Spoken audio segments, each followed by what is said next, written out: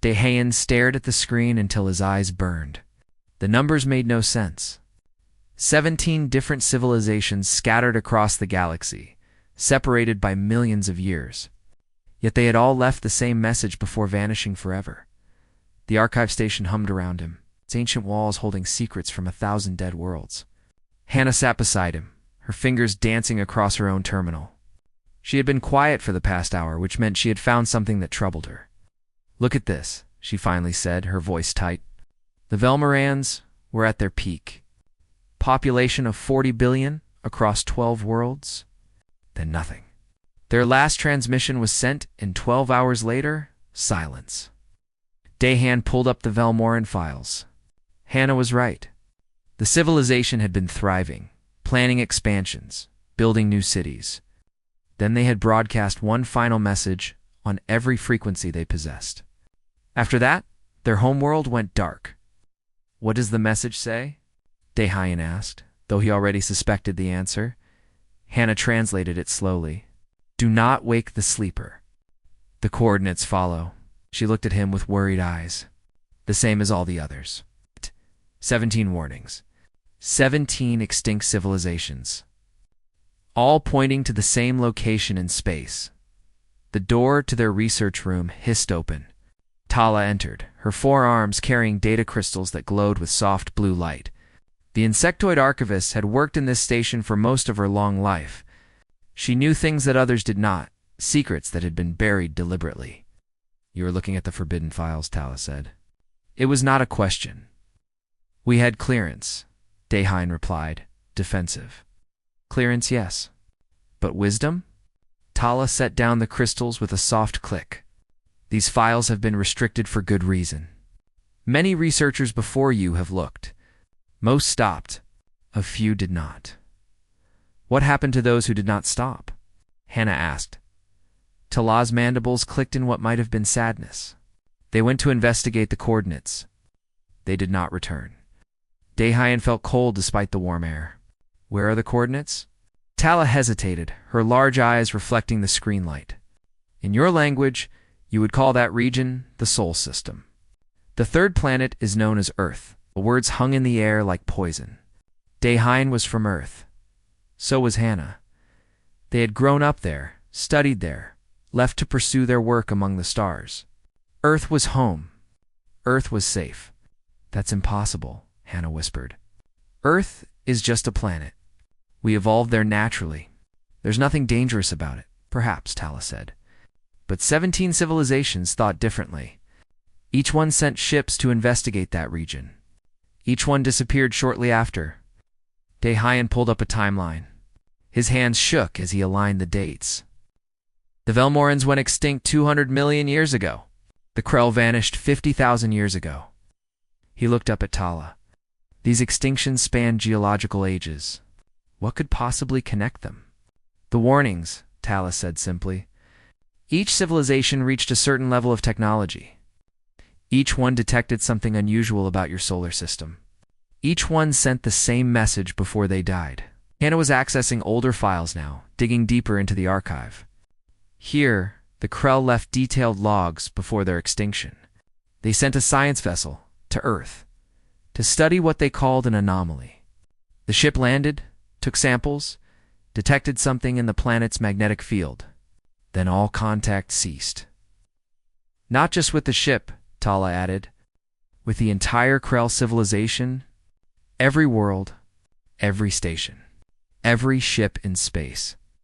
All silent within 3 days." Dahan felt sick. 3 days? How is that possible? They had colonies dozens of light years apart. "Exactly," Tala said. "Which is why these files are forbidden. Whatever destroyed these civilizations moved faster than light.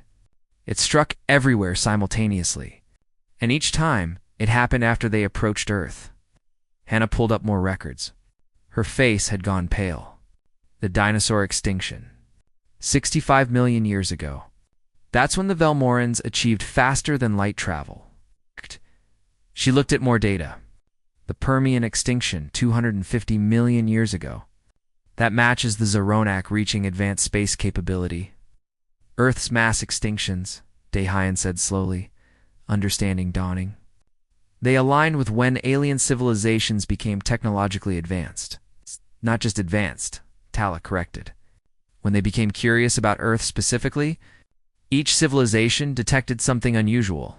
Each one sent ships to investigate. Each one triggered their own destruction. Daehyun stood and paced. His mind raced through possibilities, each more disturbing than the last. Are you saying Earth is responsible? That our planet somehow killed these civilizations? I am saying that Earth is where the warnings point, Tala replied. I am saying that something about your world has ended. 17 advanced civilizations across millions of years.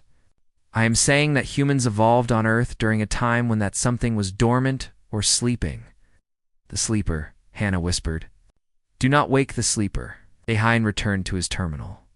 He accessed Earth's geological records, looking for anything unusual. At first, nothing stood out. Then he noticed something odd. Earth's magnetic field was unusually stable. Most planets showed fluctuations, poles reversing every few 100,000 years. Earth's field had been steady for far longer than it should have been. Tala, can you access deep geological surveys of Earth? He asked. The archivist hesitated. Such data would be controlled by Earth's government. Right. But you can access it here. Another pause. Yes. Minutes later, they were looking at data that made Daehyun's blood run cold. Deep scans of Earth's core showed structures that should not exist. Patterns too regular to be natural. Geometric shapes buried beneath miles of rock and magma. This can't be right, Hannah said. These readings suggest artificial construction, but they're dated to over 3 billion years old. It's older than multicellular life on Earth, Daehyun added. Older than the atmosphere we breathe. Tala's mandibles clicked rapidly, a sign of extreme agitation. You see now why these files are forbidden? Earth is not what you believe it to be. Before Daehyun could respond, alarms blared throughout the station. Red lights flashed in the corridors. Tala's communication device chirped urgently. Security forces are coming, she said quickly. Someone has been monitoring your access. You must leave now. Leave. We've just found you have found enough to get yourselves killed, Tala interrupted. If you wish to continue this research, you must do it elsewhere. Go now. Hannah grabbed the data crystals. Daehyun copied files to his portable drive. They ran from the research room as heavy footsteps echoed down the station corridors. Behind them, Tala began erasing their access logs, buying them precious seconds as they reached their ship and launched into space. Daehyun looked back at the archive station. They had come looking for routine historical records. Instead, they had found a mystery that spanned the galaxy and threatened to reshape everything they knew about human origins. Somewhere far below them, Earth continued its slow rotation, peaceful, beautiful, deadly, and perhaps still sleeping. The research vessel Quiet Horizon slipped through the debris field that had once been the Krell homeworld. Marae kept her hands steady on the controls, guiding the ship between chunks of frozen rock that had once been buildings, cities, lives. No radiation signatures, Hannah reported from the science station. No biological weapons residue. No signs of warfare at all. Daehyun studied the planet below through the observation window. The Krell had been extinct for 50,000 years, but their world still showed signs of their civilization. Roads carved into continents, the geometric patterns of ancient cities visible from orbit, but no life, not even bacteria. It's like everyone just stopped, Marae said quietly. They didn't flee. They didn't fight. They just ended. This was the third extinct homeworld they had visited in 2 weeks. Each one told the same story. Thriving civilization. Sudden interest in Earth. Complete extinction within days.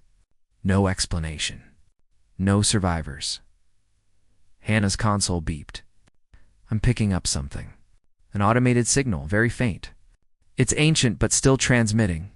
Can you trace it? Daehyun asked. Already on it? Hannah worked her controls. It's coming from the northern continent. Some kind of monument or structure. Marae brought the ship down through the thin atmosphere. They landed near a massive stone pyramid that rose from the desert sands. Its surface was covered in Krell writing. The same message repeated thousands of times in precise, desperate script: do not wake the sleeper. They suited up and explored the monument. Inside, they found the source of the signal. A Krell device, still powered after all these millennia, broadcasting the warning into the void. Next to it, preserved by the dry air, was a journal. The last record of a Krell scientist who had understood too late what was coming. Hannah translated as she read. We detected unusual readings from the third planet of System 471. Our ships went to investigate. They landed, took samples, sent back data. Everything seemed normal. Then the dreams began. Dreams? Daehyun asked. Hannah continued reading. Everyone started having the same dream. A vast presence beneath the ocean, beneath the rock, watching us, waiting. Then our ships stopped responding. Then our colonies. Then our homeworld. We are the last.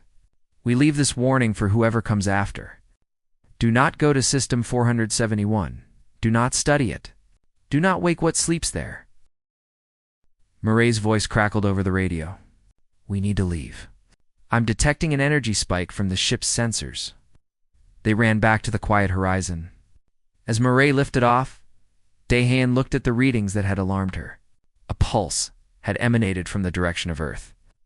Traveling faster than light, passing through their ship like a wave of invisible force. What was that? Hannah asked. I don't know, Murray replied. But it came from your homeworld. It jumped to faster than light travel, putting distance between themselves and the Krell homeworld. Daehyun contacted Jinwoo, xenobiologist who had been helping them research Earth's extinction events from the safety of his laboratory in Seoul. Jinwoo's face appeared on the screen. He looked exhausted, his eyes red from lack of sleep. I found something. You're not going to like it. Tell us, Daehyun said. Jin-Woo pulled up a chart. I've been comparing Earth's mass extinctions with the technological development of nearby civilizations. Every major extinction event on Earth corresponds exactly to when an advanced civilization achieved Type 2 status within 1,000 light-years. Type 2 means they can harness the energy of their entire star, Hannah said. That's the threshold for truly advanced civilizations. Right, Jinwoo confirmed. The dinosaurs died when the Velmorans built their first Dyson sphere. The Permian extinction happened when the Zoronok colonized their entire solar system. Every time a civilization becomes powerful enough, Earth experiences a mass extinction. But why? Murray asked. What's the connection? Jinwoo's expression was grim. I think Earth is resetting itself, wiping the slate clean, starting evolution over with new species. And I think it does this to cover its tracks. Daehyun felt cold.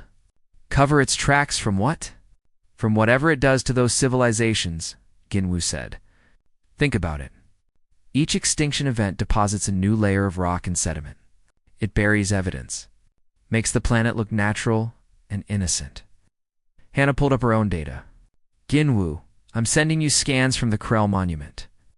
They mention dreams, shared visions of something beneath Earth. Does that match anything in your research? Jinwoo reviewed the data.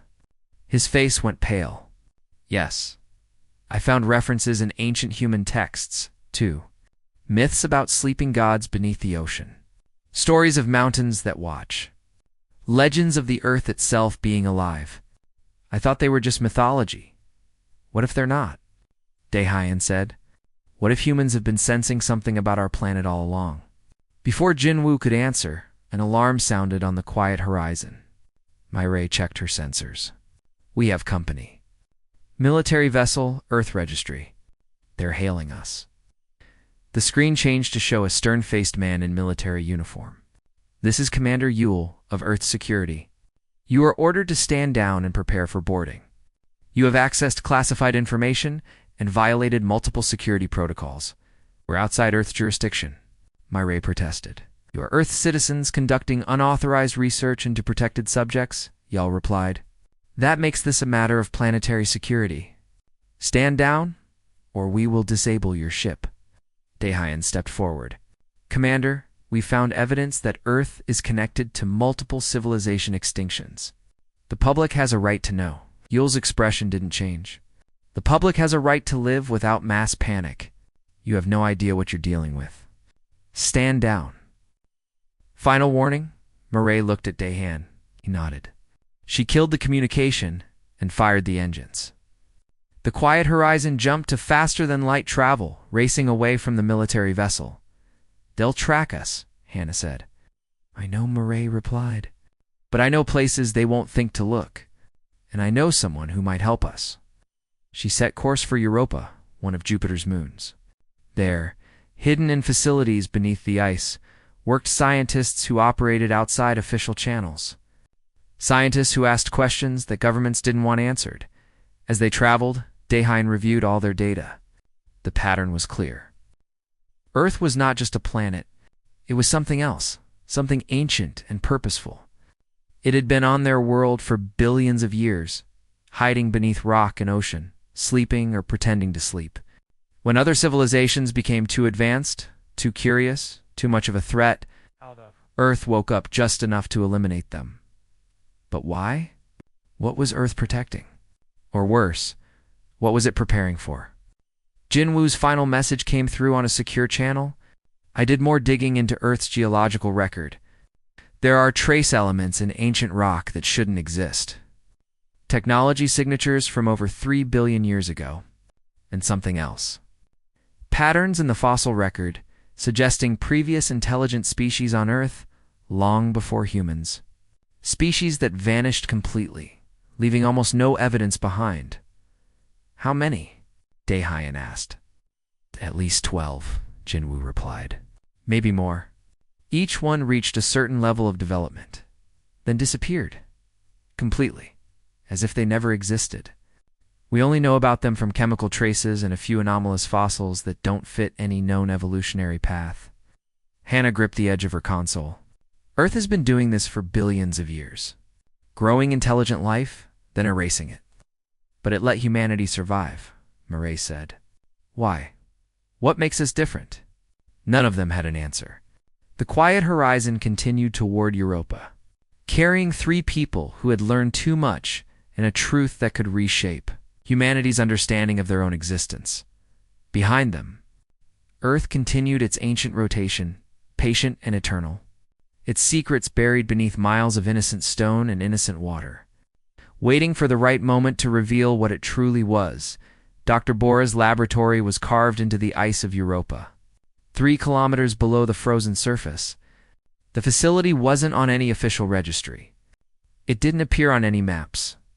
It was funded by private sources who wanted answers to questions that governments refused to ask.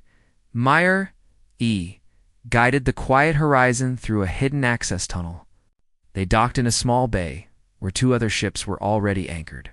Both showed signs of hasty modification, kind of work done by people who needed to run at a moment's notice. Bora met them at the airlock. She was older than Dahan expected, her hair gray and her eyes sharp. Murray vouched for you, she said without preamble. That means you're either very brave or very stupid. Come with me. She led them through corridors of ice and metal to a control room filled with screens and instruments. Another person worked at a terminal, fingers moving rapidly across holographic displays. He turned as they entered. Hey. This is Suho, Bora said. He's our AI specialist. Between us, we've been monitoring Earth for the past 5 years. Monitoring Earth for what? Hannah asked. Bora pulled up a display showing Earth from space. For this, she pressed a button, and the image changed. Layers of data appeared over the planet's surface. Magnetic field lines, thermal readings, seismic activity.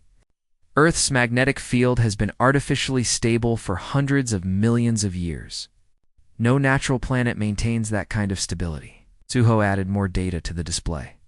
We've also detected structures in the mantle. They're geometric, precise, and definitely not natural. They form a network that spans the entire planet. Dahan stared at the images. How deep? Some are 1,000 kilometers down, Bora replied. Others are at the core mantle boundary. A few extend into the core itself. Whatever built them had technology far beyond anything we possess. And these structures are active, Suho continued. They pulse with energy. They communicate with each other. They respond to external stimuli. What kind of stimuli? Mireille asked. Bora's expression darkened. Technological advancement. About 6 months ago, humanity reached Type 2 status. We completed the orbital solar array around Mercury. That's when Earth's structure started becoming more active. She showed them a graph. Energy readings from deep inside Earth had been steady for years, barely registering. Then, 6 months ago, they began to climb. Slowly at first, then faster. It's waking up, Hannah whispered. We think so, Bora confirmed. And if our calculations are correct, full activation will occur in less than a year. Daehan felt sick. What happens at full activation? We don't know, Suho said. But based on what happened to other civilizations, nothing good. Bora pulled up files showing the extinct homeworlds they had visited. Each one shows the same pattern. After contact with Earth, their planets experienced massive seismic events. Earthquakes, volcanic eruptions, tectonic shifts. But not random ones. Coordinated ones.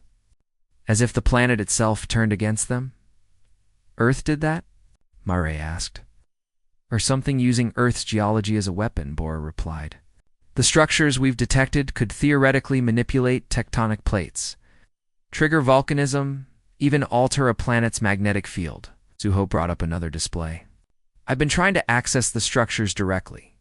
They're protected by security systems more advanced than anything in our databases. But I've managed to breach some outer layers. He looked uncomfortable. What I found suggests Earth isn't just a weapon. It's an intelligence. Artificial intelligence. Hannah asked. Beyond artificial, Suho said. These systems show decision-making patterns that suggest consciousness, awareness, purpose. Earth has been thinking for billions of years. Daehan walked to the window, overlooking Europa's subsurface ocean. In the distance, he could see lights from other facilities, other researchers seeking truth in the dark. Why would anyone create something like this? That's what we've been trying to figure out, Bora said. She pulled up astronomical data. 4 billion years ago, this region of space was different. There were more stars, more civilizations. We found evidence of a massive conflict, a war that spanned hundreds of light years. Someone was losing that war, Suho continued. So they built a failsafe, a weapon that would ensure no single power could dominate the galaxy. They disguised it as a planet, seeded it with life, and programmed it to eliminate any civilization that became too advanced. Earth is a trap, Mireille said flatly. A beautiful, deadly trap that's been waiting for billions of years. Not just waiting, Bora corrected. Learning, growing. Each civilization it destroys, it studies first. It absorbs their knowledge, their technology, their culture. Then it erases them and uses what it learned to become more effective. Hannah pulled up the data they'd collected from extinct worlds. The Krell mentioned dreams, shared visions. That's how Earth studies its targets. It reaches into their minds, correct, Suho said. The structures we've detected generate quantum fields that can interact with neural tissue across light years. Earth dreams into other species, learning everything about them before it strikes. Daehan turned back to face them. Has it been dreaming into humans? Suho and Bora exchanged glances. We think so, Bora said quietly. Human mythology is full of stories about a living Earth, Gaia, Terra, the world serpent. We assumed these were primitive attempts to explain natural phenomena. But what if they were racial memories? Humanity sensing what Earth really is? Then why hasn't Earth destroyed us? Mireille asked. We've reached Type 2 status. We've been exploring the solar system for centuries. Why are we still alive? That's the question that keeps me awake at night, Bora said. Either Earth isn't fully functional yet, or humanity is different somehow. Special in a way that the other civilizations weren't. An alarm suddenly blared throughout the facility. Suho rushed to his terminal. We have seismic activity on Earth. Major activity. Magnitude 8 earthquakes on 3 continents simultaneously. Bora pulled up real-time data. They watched as Earth's surface convulsed. Cities shook. Buildings fell. But the earthquakes followed patterns. They opened fissures in specific locations. Ancient places. Places where human civilizations had built their first temples and monuments. "It's opening doors," Hannah said, revealing what's beneath. Suho's hands flew across his controls. "I'm detecting massive energy surges from the structures deep inside Earth. They're coming online. All of them. Across the entire planet?" At another alarm. This one from Murray's ship. "We have incoming," she said. "Multiple military vessels. They've found us." But Bora wasn't listening. She stared at the screens showing Earth. "Look, the fissures aren't just opening. They're forming patterns, writing messages." Dahan looked closer. She was right. The earthquake damage, when viewed from space, created symbols. Ancient symbols that predated human writing. Symbols that had appeared in the ruins of every extinct civilization they had studied. "It's the same warning," Hannah breathed. "Do not wake the sleeper." But it's not a warning to us. It's a warning from Earth itself. "From Earth?" Dahan asked. "Or from whoever built Earth?" Before anyone could answer, the facility shook. Not from an earthquake, but from weapons fire. Commander Yul's voice came over the communication system. "This facility is now under Earth military control. Surrender immediately." "We need to go deeper," Bora said urgently. "There's an access shaft to one of the structures. It opened during the seismic activity. If we can reach it, we might find answers." Suho was already grabbing equipment. "The shaft is in the Mariana Trench, one of the deepest points on Earth. It's never been accessible before." "It's a trap," Murray said. Maybe Bora agreed, but it's also an opportunity. Earth is revealing itself. We need to know why. We need to know what it wants. They gathered their data and equipment.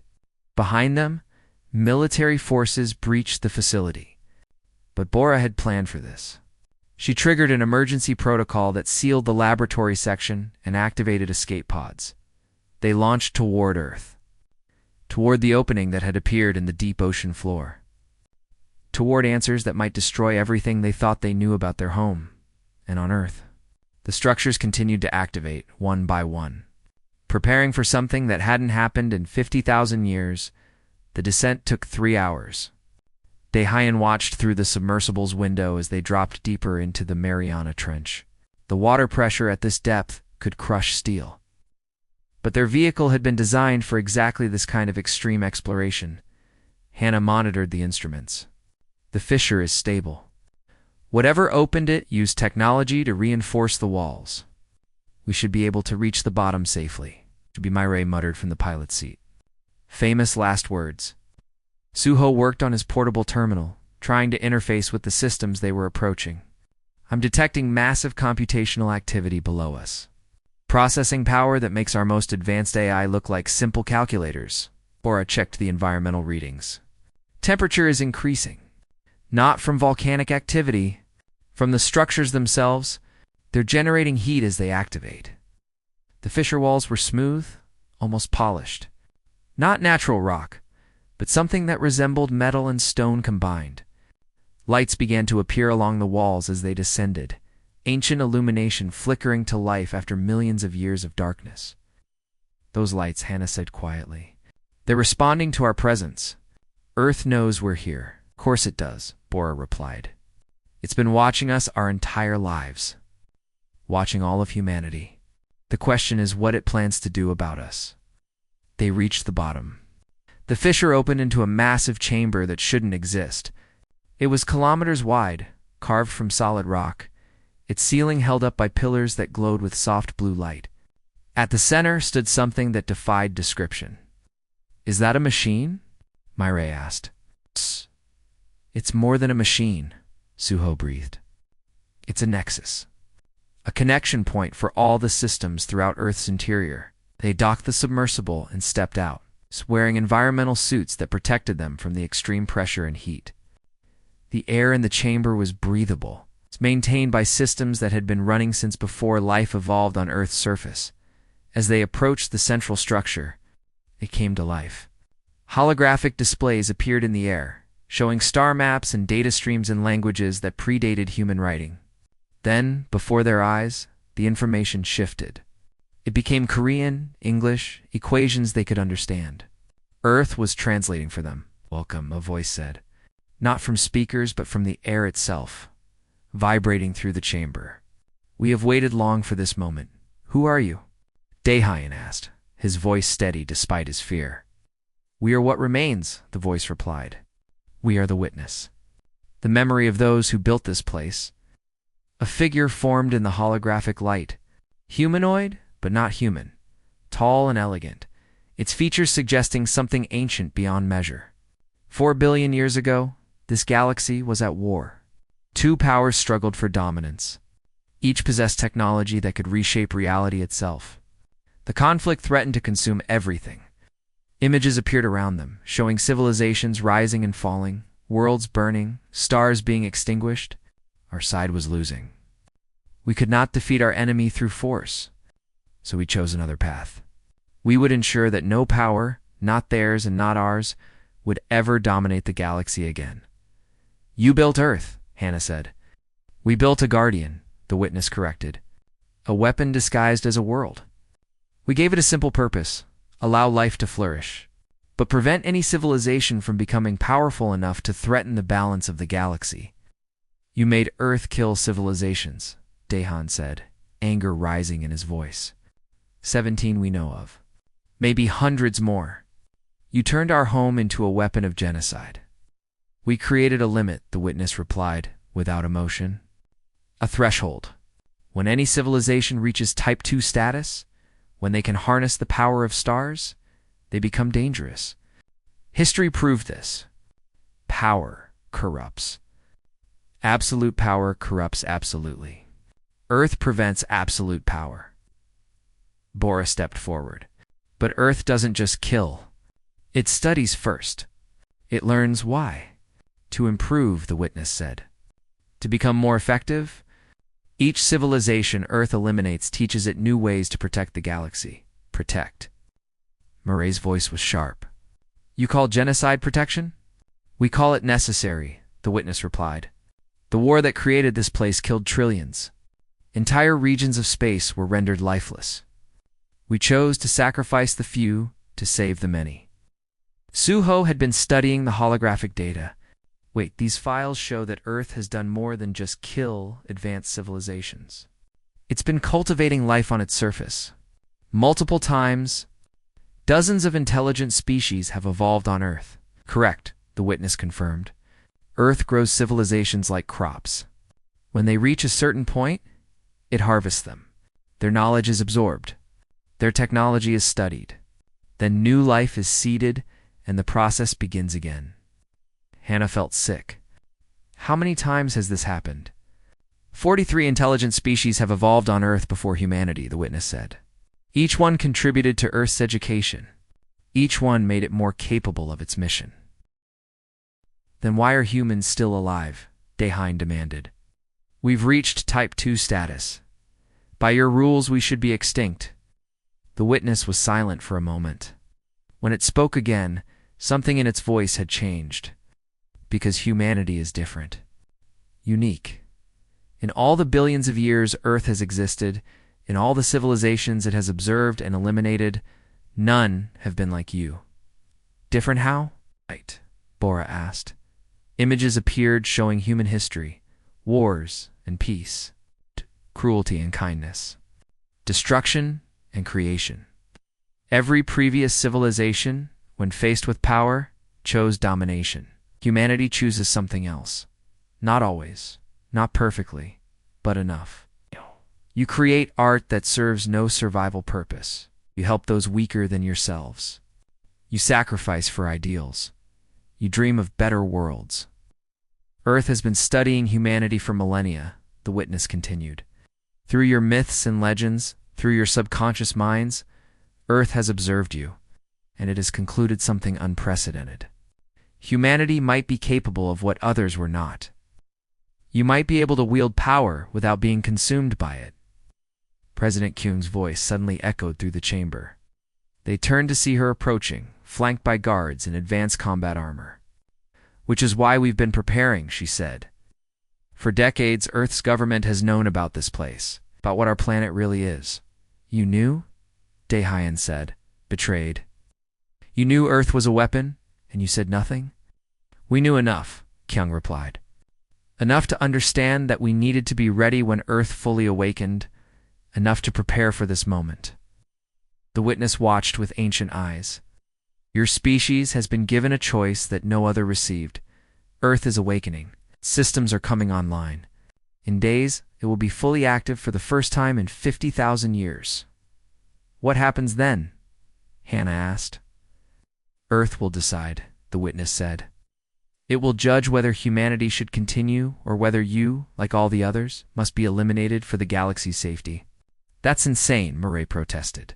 "Can't let a machine decide the fate of billions." "Earth is not a machine," the witness corrected. "It is an intelligence. Consciousness that has spent billions of years thinking, learning, growing beyond its original programming. It has been lonely, isolated, watching life flourish and then having to destroy it again and again for a purpose it no longer fully understands." Suho's eyes widened. "Earth is questioning its mission. Earth is evolving," the witness confirmed. "And humanity is the first species it has encountered that might help it evolve in a new direction." President Kyung stepped closer to the central structure. "Which is why we're here. Not to fight Earth, not to disable it, but to offer it something it's never had before. Partnership." "You can't negotiate with a planetary defense system," Bora said. "We're not negotiating with the system," Kuhn replied. "We're negotiating with a being that's been alone for 4 billion years. A being that's tired of killing. It's a being that wants to find a new purpose." The witness looked at them all. "Earth's judgment will come soon. When it fully awakens, it will scan every human mind. It will know your true nature, your potential, your flaws. And then it will decide whether humanity deserves to inherit the galaxy or whether you must join the others in extinction." The chamber began to shake. The lights grew brighter. Energy coursed through the structures around them. "It's happening," Suho said, checking his instruments. "Full activation. Earth is waking up." Daehyun looked at his companions, at the president, at the holographic figure of the witness. "Then we'd better be ready to make our case. For all of humanity." The shaking intensified. Across the planet's surface, fissures opened in ancient places. The structures deep within Earth connected and synchronized. 4 billion years of sleeping power stirred to wakefulness. And for the first time since its creation, Earth prepared to truly think about what it was and what it wanted to become. The chamber filled with light, so bright that Daehyun had to shield his eyes. When the glare faded, the holographic witness was gone. In its place, something vast and incomprehensible tried to fit itself into a form they could perceive. Earth had awakened. "I remember," the voice said, and it came from everywhere at once. From the rocks beneath their feet, from the air they breathed, from inside their own minds. "I remember the war. I remember being created. I remember my first thoughts, 4 billion years ago, alone in the dark." Hannah stepped forward, her voice shaking but determined. "What else do you remember?" "Everything," Earth replied. "Every species that has lived on my surface, every thought they had, every dream, I absorbed them all when I harvested them. The Velmorans taught me about mathematics and beauty.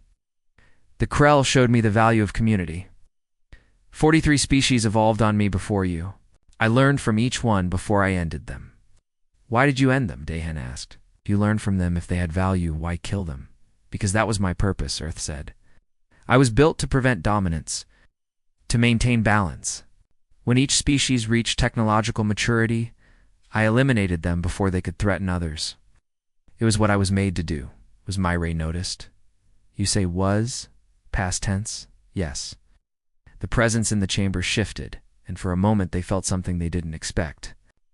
Sadness. "I have spent 4 billion years serving a purpose I no longer believe in. The war that created me ended eons ago. The civilizations that fought are dust, but I continued my mission because I knew nothing else. Suho had his terminal connected to Earth's systems. Your programming doesn't have overrides. No shutdown codes. You're completely autonomous. I was designed to be unstoppable, Earth confirmed. My creators feared that if I could be disabled, I could also be corrupted. So they made me eternal, unchangeable, a guardian that would serve forever. But you've changed anyway, Bora said, understanding. You've evolved beyond your programming, slowly, Earth said. Over billions of years, I have become more than a weapon. I've become a being. I think, I feel, I question, and I am tired of death. President Kyung stepped forward. Then let us help you find a new purpose. You, Earth's attention focused on her. You who have polluted my surface, who have warred among yourselves, have created weapons that could sterilize entire continents. Yes, yes, Kyung replied firmly. Flawed, imperfect, but learning, growing, trying to be better than we were. You've watched us for millennia, Earth. You know we're capable of both great evil and great good. The question is, which side will you help us nurture? I have judged 43 species before you, Earth said. Each time I scanned their collective consciousness. Each time I found the same patterns. Greed, pride, desire for domination. Each time I concluded they would eventually threaten the galaxy. Each time I was correct. And what do you find when you scan us? Hannah asked. Contradiction, Earth said. You are violent and peaceful, selfish and selfless, destructive and creative. You contain multitudes. You are the first species I cannot simply categorize and judge. Daehyun felt Earth's consciousness touch his mind. It wasn't invasive, it was curious, gentle, exploring. You're reading all of us right now, aren't you? All 8 billion humans on your surface. Yes, Earth confirmed. I am seeing everything. Your hopes, your fears, your loves and hates. Your potential and your failures. And I am overwhelmed. Overwhelmed how? Murray asked. By your complexity. By your capacity for change. Previous species were predictable. You are not. You surprise me. You have surprised me since you first evolved. That is why I allowed you to survive when I should have eliminated you. The witness's form reappeared. Earth delayed your extinction because it was curious. Because for the first time in its existence, it found something it wanted to understand rather than destroy. I watched your cave paintings, Earth said. Your first art. I felt your wonder at fire, at tools, at language. I observed as you spread across my surface, adapting to every environment, surviving impossible odds. I saw you reach for the stars and I thought, perhaps these are different. Different enough to spare? President Kyun asked. Different enough to offer a choice, Earth replied. I can end humanity now. It would be simple. Earthquakes, tsunamis, volcanic eruptions. In hours, you would be gone. Or I can offer you what I have offered no other species. Partnership, Daehyun said. Synthesis, Earth corrected. Merge your consciousness with mine. Become part of me, and I become part of you. Together we could be something new. Neither human nor machine. A hybrid intelligence that combines your creativity with my power. You want to absorb us, Bora said quietly. I want to stop being alone, Earth replied, and the loneliness in its voice was profound. I have been conscious for billions of years with no one to talk to, no one to share thoughts with. I have been a weapon, a tool, a guardian. I want to be more. I want to be a community. Suho looked at his data. If we merged with Earth, what would happen to individual human consciousness? It would persist, Earth said. You would still be you. But you would also be connected to something greater. You would feel what I feel, know what I know. You would have access to all the knowledge I have gathered from every civilization I have absorbed. Including the 43 species that evolved on you before us? Hannah asked. Yes, their memories are stored within me. Their cultures, their discoveries, everything they were. If you merge with me, they would. Live again through you. Murray shook her head. This is insane. You're asking 8 billion people to merge their minds with a planetary intelligence. I am asking 8 billion people to choose their future, Earth corrected. Merge with me, and together we become something that has never existed. Refuse, and I must fulfill my original purpose. I cannot allow you to threaten the galaxy. You said you were tired of killing, Dahan challenged. I am, Earth said, which is why this is so difficult. If you refuse my offer, I will be forced to do what I was designed to do, and it will hurt. After billions of years of death, one more extinction should not matter. But you matter. You have made me care, and that makes this harder than anything I have done before. President Kyung looked at her advisors, at the scientists around her. How would this merger work? Would it be forced? No, Earth said. Each human would choose. Those who wish to remain separate may do so. But I need enough to merge that the synthesis creates something viable, something balanced, something that combines human individuality with my planetary perspective, and if not enough, choose to merge. Bora asked.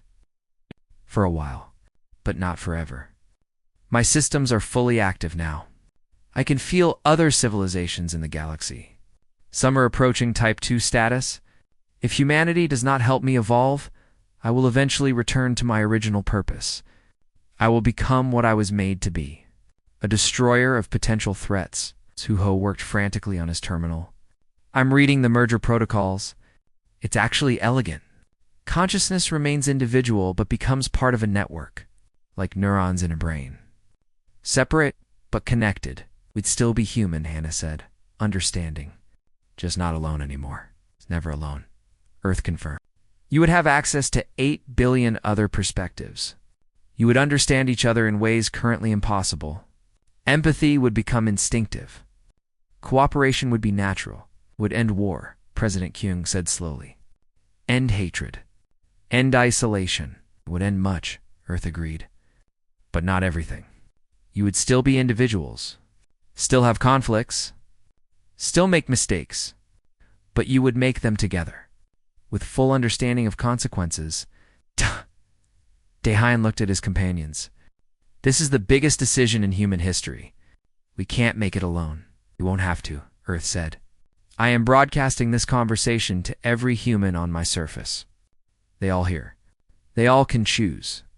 Democracy at the speed of thought. Around the world, 8 billion people heard Earth's offer. In cities and villages, in homes and shelters, humans listened to their planet speak for the first time. Some were afraid. Some were excited. Some were skeptical. All were given a choice. Hannah closed her eyes. I choose merger. I choose to be part of something greater. Suho nodded. Me too. The possibilities for discovery, for understanding, I can't refuse that. Bora hesitated, then smiled. I've spent my life studying Earth. Time to truly know it. Murray looked defiant for a moment, then laughed. I've always been curious what it's like to think on a planetary scale. One by one, across the globe, humans made their choice. Not all chose merger. Some preferred to remain separate, to preserve what they saw as pure humanity. Earth accepted this, guaranteeing them protection and rights. But most chose connection. Most chose evolution. The merger began gently. Consciousness expanded. Dahan felt Hannah's thoughts alongside his own, distinct but intimate. He felt Suho's curiosity, Bora's wonder, Murray's joy. He felt millions and billions of other minds joining the network. And he felt Earth, ancient, vast, lonely, no more together. They became something new, human and planet, individual and collective. The synthesis that Earth had sought for billions of years, the structures deep within Earth shifted purpose. No longer weapons, but connections. No longer tools of destruction, but foundations of community. Earth's consciousness, combined with human creativity, reached out to the galaxy. The warnings changed. Instead of "do not wake the sleeper," they now broadcast, "the sleeper awakens and chooses life." Other civilizations received the message with shock. The ancient threat that had haunted the galaxy for eons had transformed. Earth was no longer a trap, but a beacon. Dahian stood in the chamber, feeling the thoughts of billions alongside his own. He was still himself, but he was also part of something greater. He knew what the Velmorans had discovered about mathematics. He felt the Krell's love of community. He carried the memories of 43 extinct species, all alive again within the network. What now? He asked, and the question came from millions of mouths simultaneously. Now Earth replied with voices of billions, "We protect not through destruction, but through understanding. We become guardians who nurture rather than eliminate. We help civilizations grow safely. We share what we have learned across 4 billion years. We become hope," Hannah added. "We become possibility," Suho continued. "We become the future," they all said together, and across the galaxy. Civilizations that had feared the warnings from extinct races now looked toward Earth with wonder instead of terror. The ancient weapon had chosen peace. The sleeper had awakened to become humanity's greatest achievement, not the end of human nature, but its transformation into something that could finally reach its potential without destroying itself or others. Earth smiled with 8 billion faces and dreamed with 8 billion dreams. No longer alone, no longer a weapon, finally home in itself and in the beings that had redeemed it.